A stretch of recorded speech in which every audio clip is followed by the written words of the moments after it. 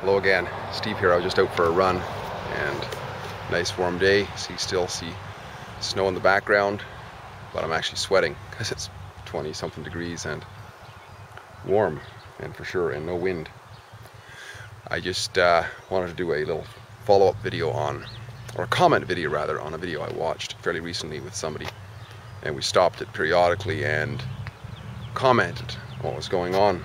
This video was sent to me, recommended by a friend of mine, and the lady who does the video has a very large following by the look of things in terms of her views, and has value to share for sure.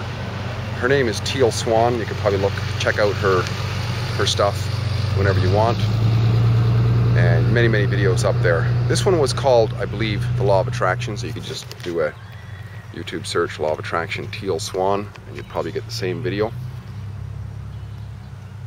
We listened to it and we stopped pretty often because it had what I would describe as some great self-knowledge tips in there, and acknowledgements, as well as, I would say, a mix of what I would call magic, or not necessarily magic, but assertions, which were not argued at all and just left as they are. Now, I'll preface this by saying that Teal Swan, from what I can see, is a very gorgeous woman, and therefore that's part of her appeal, I'm sure. She's got wonderful cleavage as well, which is rather attractive. I've seen this. There's another lady too in Perth, Australia, who does a similar thing. I forget her name now, except she's got a lot more of nothing, and she's just stunningly gorgeous. And so a certain segment are going to watch her just because of that. And yeah, and not only is Teal very gorgeous, she's very seductive, and which is nothing. I don't know if she's aware of that. She's maybe not aware of that because she keeps throwing her hair back and forth from one side to the other, and she's got a very pleasant look to her for anybody who's got red blood, for sure. This video was done in the form, if I remember correctly, this was done in the form of an interview with somebody else, another lady. And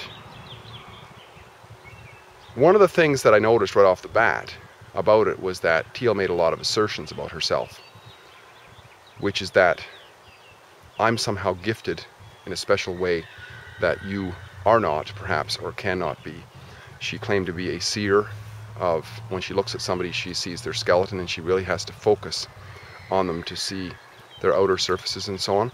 This reminds me, first of all, it's an assertion. It may in fact be perfectly honest, maybe perfectly true, but there's no way to verify that as far as I know. At least she didn't give any examples of how she could actually prove that to anybody. But it reminds me a little bit of a guy who was telling us one time about how he was dating this girl one time when he was in his 20s, and of course incredibly horny, right? And she was just speaking a lot of babble, and he overlooked that, for one thing, because he said that his ears and his hormones were listening. But at one point he basically said, because she said that she could see what was going to happen, she could foresee and so on. He goes, "Great, let's go to Vegas. Let's play the slots. You can see what's going to happen. The two of us will, I'll pay for the trip kind of thing, and we'll rake it in, And of course, no, right? So a lot of this stuff is a little bit nefarious, or could be a little bit bogus, I would say. Although, on the plus side, I would say, though, that she had some really good points on self-knowledge along the lines of just techniques, perhaps, for inner child work, which, once again, it might be bogus and so on, but anybody who's had experience with it can say that it has some value. She acknowledges that, as is pretty much universally acknowledged these days, that a lot of our troubles come from our early childhood. And therefore, if we can somehow remedy that, any way that works to remedy that, or to overcome that, that is a positive. So she talked a bit about that, which was great, in terms of imagining the child and helping that child in those situations when the child was felt left alone or abandoned or put down or something like that. If you could imagine yourself hugging that child and telling that child, who is yourself, that you love the child. So I thought that was a really great thing. I think it was her. I could be wrong on this. Could be wrong. This might have been from somewhere else. But there was talking about the phases of change. And like I say, I'll say it again. It might have been somewhere else. You might not find it in this video, but I thought this was interesting. Anyways, I'll just share it. Phases of change. And I've gone through this before, which I call on the continuum of advancement. As we advance, we go up in our sort of consciousness in a way. And she talks about how, you know, change begins with despair, and that kind of makes sense in a way, or can start with despair. I mean, if we're going along the status quo and everything's fine, why would we change, right? But despair can prompt us to then look for solutions, right? So the despair. Also then it can lead into anger. And this I can resonate with, because this has been the case with me in many cases. But I noticed that in what I call the freedom movement. The freedom movement, it seems to be full of a lot of anger. And I think that's the phase that people are largely in. We've been fed a bunch of lies, right? Most people have been fed a bunch of lies, both, you know, individually and society at large, about how the order of things are and should be. And, you know, things were going along okay. But things are starting to break down now in terms of world finance and what have you, religions and what have you, all this sort of thing, starting to break down. So there's starting to be some real strife in terms of people feeling the effects of austerity, legislations, and losing jobs, and, you know, increased regulation on every little aspect of their lives. So when they start to feel that, they start to feel a little bit of despair. And as a result of taking the first kind of step into action is to get kind of angry. You know, it's to get angry that, you know, imagine yourself if you've been in a relationship and you find out at a certain point that the whole charade was a lie. There was cheating going on, thieving, the whole works. That is a point where a lot of people would get angry, at least momentarily, right? And the next phase that she talks about is the bargaining.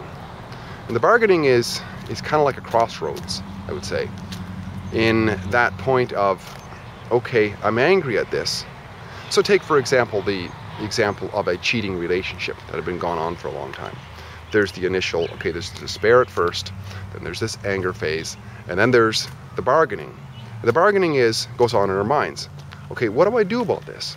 Do I, on one hand, forgive and forget and just carry on, make it all work as best I can, and just put that all behind me? Or do I say, you know what, to hell with you, this is ridiculous, I'm going to go on my way. So that's kind of like the bargaining, I would say, is, and a lot of times the bargaining could be actually put more on the side of trying to justify the situation and make it okay, I would say. And then, of course, once the decision is made either way within the bargain, there can be a phase of depression. Because, you know, like everything else, things go up and down in life, right? And this can be seen as an up and down. Despair would be kind of like a down, I would say. Anger could be an up or a down. Bargaining through the bargaining, there can be ups and downs. And then depression, usually, it's like anything else. When the honeymoon is over of whatever it is we're doing, there can be a little bit of a lull for a while. And the greater the emotional trauma in our life as a result of change, the greater the potential of the depression, at least that momentary depression, right? Or that periodic depression. So, for example, if we're in a relationship and that breaks down, and we go through the despair, the anger, the bargaining, and so on, and then we made a decision either to stay or to go, well, either way, it's not acceptable in certain terms, right? If we decide to stay, there's a momentary relief. Okay, I don't have to change, I don't have to get a new house, new job, blah, blah, everything, friends all gonna think everything's okay, etc., etc. But then there's the depression of, oh shit, I had the chance to get the fuck out of this, and I didn't, right? So, and same goes the other way. I mean, deciding to go, on the other extreme, is momentarily elacious, you might say, but then all of a sudden, holy crap, the whole world is changing. Right? So that can cause, or that can prompt, the natural sense of depression. But once that comes through, there can be the acceptance. the acceptance of the acceptance of the situation. Yeah, I'm pretty sure it was Teal who talked about this. She did a great job of doing this. The acceptance, right? And this goes very well, I think, with, I'll lead off onto another book that I was reading right now by Byron Katie, Accepting What Is, or Loving What Is. And she talks a lot about that, you know, with questioning, is this and that and this and that. I mean, you know, sure, we can change stuff, but we might as well accept where we are, at least initially, because if we don't accept where we are, how can we get anywhere? You know, it's like if I right now had just, you know, been blindfolded or whatever and dropped off in this park, I don't even know what city it is, etc., etc. For me to get anywhere, the first thing I have to do is accept that I'm lost, right? Accept that I'm lost. And when I find out by asking people or getting a GPS or something like that, I find out where I am, then I have to accept where I am, because I am where I am, right? And the same goes for any relationship that we might be in or situation that we might be in. We might as well accept it in that moment. And then from then the process, the real process of the tangential change can take place, the fundamental change that we can then we're ready to embark, shall we say, on something new, on the whole law of attraction process, you might say. Now, coming back to this video, law of attraction was the talking point about it, and the guy that I watched it with, young guy, he made the point that he thought that the law of attraction to a certain extent is rather dubious, because if in fact it is a law that whatever I desire, I get, well, that would mean that teenage guys would get a lot of sex, and of the segment of society who probably gets the least sex, probably in his estimation it was probably teenage boys, because there isn't the availability for them that he can see. So, but I don't think that Teal was making that point, because there's more to it, right? I mean, there's a little bit of magic and a little bit of superstition in what she was talking about, I would say, especially to do with her assertions as to what she's able to do. However, law of attraction, just my point, is much more than just thinking about something.